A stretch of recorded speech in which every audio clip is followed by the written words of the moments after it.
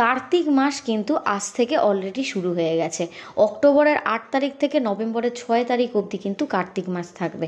আর কার্তিক মাস কিন্তু আমাদের হিন্দু ধর্মে খুবই পবিত্র বা পুণ্যের মাস বলা হয়, কারণ এই মাসকে ভগবান বিষ্ণু এবং মা লক্ষ্মীকে কিন্তু সমর্পিত করা মাস। তো এই মাসে কিছু এমন কাজ যদি আমরা করতে পারি, তাহলে কিন্তু বলা হয় আমরা যে পাপ করে থাকি, প্রত্যেকেই তো দৈনন্দিন জীবনে না জেনে শুনে অনেক পাপ করে থাকি, সেই পাপ কিন্তু ক্ষয় হয়ে থাকে এবং আমাদের জীবন কিন্তু সুখ সমৃদ্ধিতে ভরে ওঠে।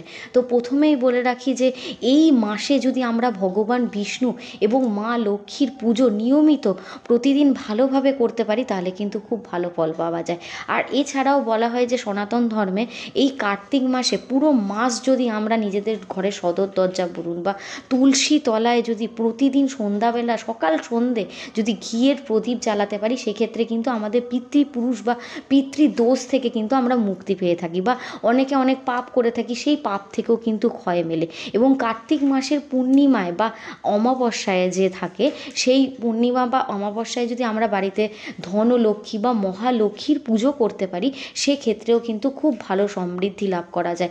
আর্থিকভাবে যারা কষ্ট পাচ্ছেন তারা কিন্তু অবশ্যই এই কার্তিক মাসে কিন্তু কনকধারা স্তোত্র, লক্ষ্মী স্তোত্রম, এছাড়াও হচ্ছে শ্রী সূক্ত যদি প্রতি বৃহস্পতিবার করে আপনারা যদি মানে কি বলবো পাঠ করতে পারেন, তাহলে কিন্তু খুব ভালো ফল লাভ করবেন, বিশেষ করে বাড়ির মহিলাদের জন্য বলে রাখবো। এছাড়াও হচ্ছে বিষ্ণু পুজো, এই কার্তিক মাসে বিশেষ করে আপনারা কিন্তু বিষ্ণুদেবকে অবশ্যই তুলসী পাতা সহযোগে যদি পুজো করতে পারেন, তাহলে কিন্তু খুব ভালো ফল লাভ করা হয়। বলা হয় এই মাসে যারা ভালোভাবে তুলসী সহযোগে বিষ্ণুদেবকে পুজো করবেন, তারা কিন্তু অবশ্যই বৈকুণ্ঠে স্থান লাভ করবেন।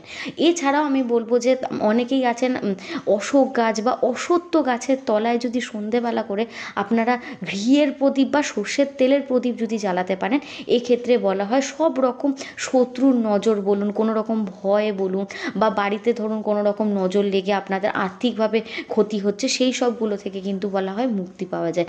আর অবশ্যই আর একটা শেষ কথা বলবো, কার্তিক মাসে কিন্তু অবশ্যই আপনারা গঙ্গা নদীতে স্নান করুন। এই সময় গঙ্গা নদীতে স্নান করলে বলা হয় যে পুণ্য লাভ করা হয়।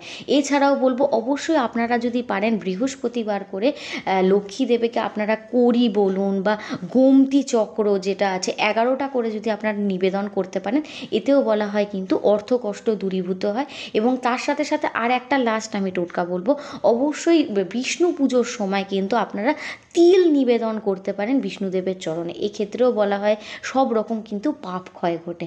তো অবশ্যই কমেন্টে কিন্তু জয় বিষ্ণুদেবের জয়, জয় মা লক্ষ্মীর জয় লিখতে কিন্তু একদমই ভুলবেন না। সবাই ভালো থাকুন, সবাই সুস্থ থাকুন।